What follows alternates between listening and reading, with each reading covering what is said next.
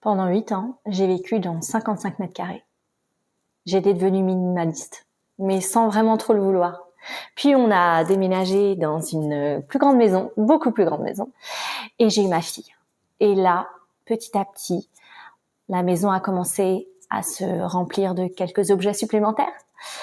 Et jusqu'au jour où je me suis rendu compte que ce trop plein d'objets, il me coûtait non seulement un peu d'argent, mais surtout, il me coûtait mon temps, mon énergie et ma tranquillité. Bienvenue sur ma chaîne. Ici, on va parler de désencombrement, de minimalisme, mais aussi de finances personnelles. Alors quand j'ai eu ma fille, honnêtement, je ne m'attendais pas à un tel raz-de-marée. Parce que avant son arrivée, je travaillais 39 heures par semaine, je gérais la maison, le quotidien. Effectivement, je rentrais vers 18-19 heures tous les soirs. On promenait notre chien 1 heure par jour, mais j'arrivais à m'occuper de tout sans trop de grandes difficultés. Voilà, le quotidien était assez lisse et régulier. J'avais du temps pour moi et tout se passait assez bien. Le fait est qu'avec le déménagement dans cette plus grande maison, nous avons commencé à vouloir un peu la compléter. Parce qu'on était passé d'une maison de 55 mètres carrés à 170, donc forcément il y avait des pièces qui étaient vides. Nous étions passés de 1 chambre à 3, donc effectivement il a fallu acheter quelques lits supplémentaires pour les invités, pour nos parents quand ils viennent. Il a fallu acheter quelques lampes de chevet, quelques objets de décoration. Et réellement, petit à petit, on a glissé tout doucement vers un peu de surconsommation. C'est vrai qu'avec cette grande maison, on avait aujourd'hui la possibilité d'acheter des choses qu'avant il nous était tout simplement impossible d'avoir, question de place.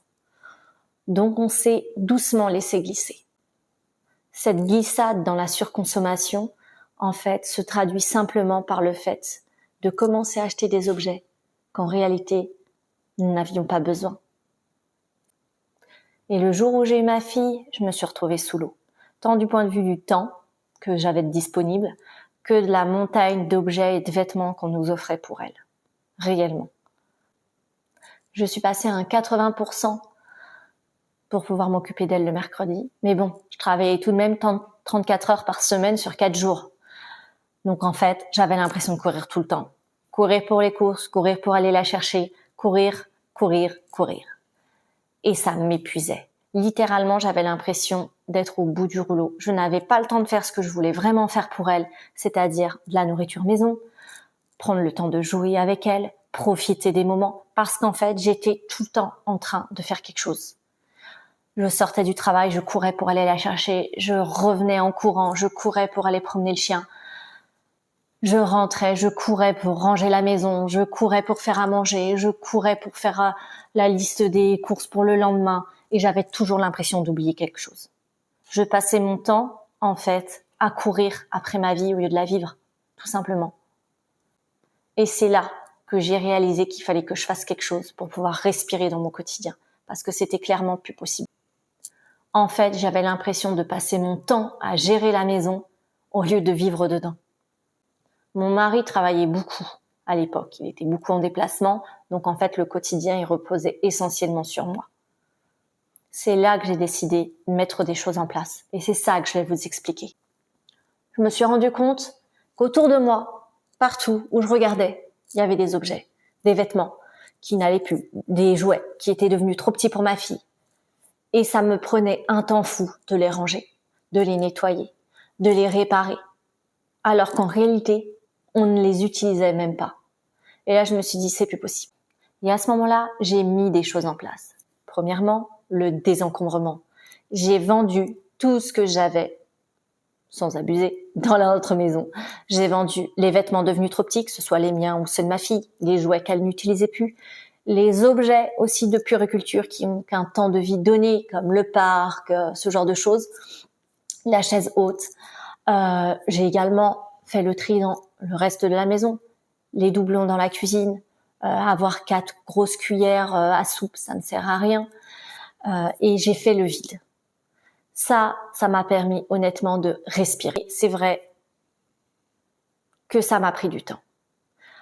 Je pense que ça m'a pris au moins 6 mois. Et encore, on n'avait pas plongé non plus dans une surconsommation abusive.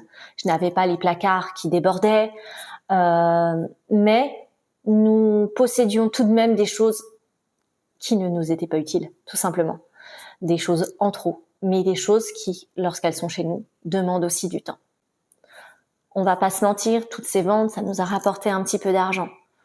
Après, il y a des choses qu'on a données aussi. Ça nous a permis de racheter des vêtements à la taille de ma fille, puisqu'elle grandissait forcément comme tous les enfants. Mais par contre, à partir de ce moment-là, à chaque fois que j'allais pour acheter quelque chose ou récupérer quelque chose qu'on me proposait, qu'on me donnait, je me posais toujours la question. Est-ce que j'en ai vraiment besoin?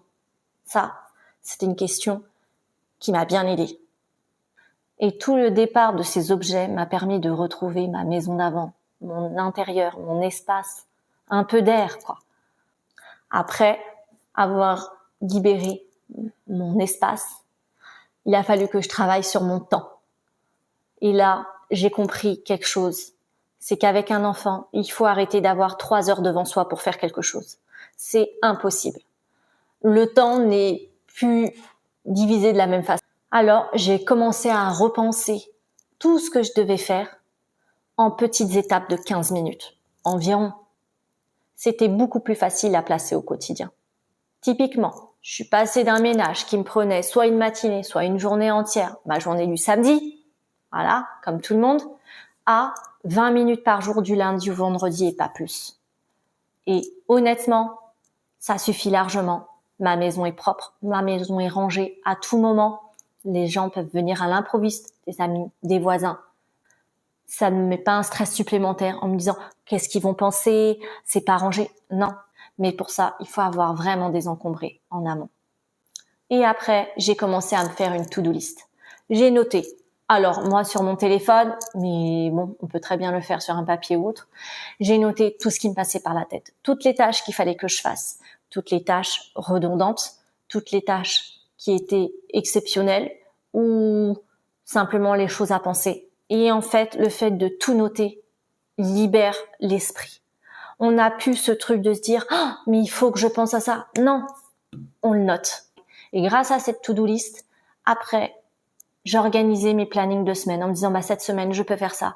Aujourd'hui, je peux faire ça ». Mais attention, il faut être réaliste au niveau du temps. Il ne s'agit pas de se mettre une to-do list qui est impossible à finir. Non, vaut mieux se mettre que 1 ou 2 tâches, réussir à les faire et être content de soi. Alors, qu'est-ce que ces changements m'ont apporté? Donc, le fait de désencombrer, le fait de diviser les tâches obligatoires en micro-tâches et le fait d'organiser mes semaines.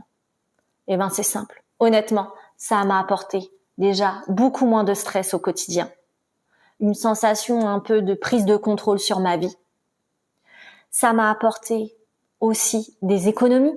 J'ai commencé à pouvoir économiser pour certains projets qui me tenaient plus à cœur. Alors qu'avant, on voyait pas forcément l'argent sortir. Et surtout où il allait. Ça m'a apporté du temps. Petit à petit, j'ai arrêté d'avoir cette sensation permanente de courir et d'être en retard. J'ai commencé vraiment à me dire, mais en fait, j'ai du temps.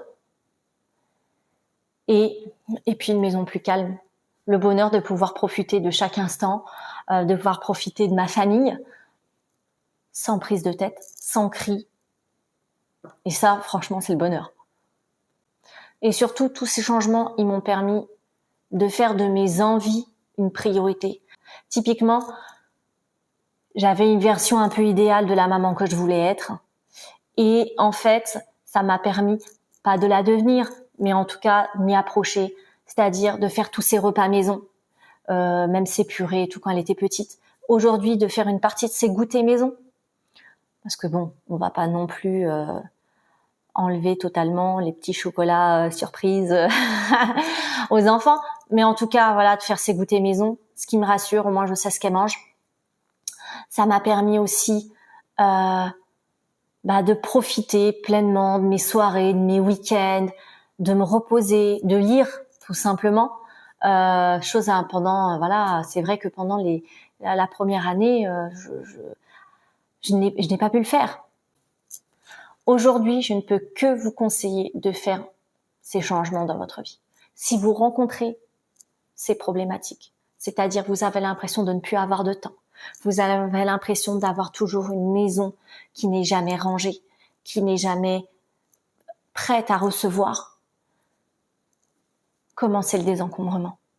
Commencez à reprendre le contrôle sur votre maison et après vous pourrez reprendre le contrôle sur votre vie en fait. Et commencez petit. Un tiroir.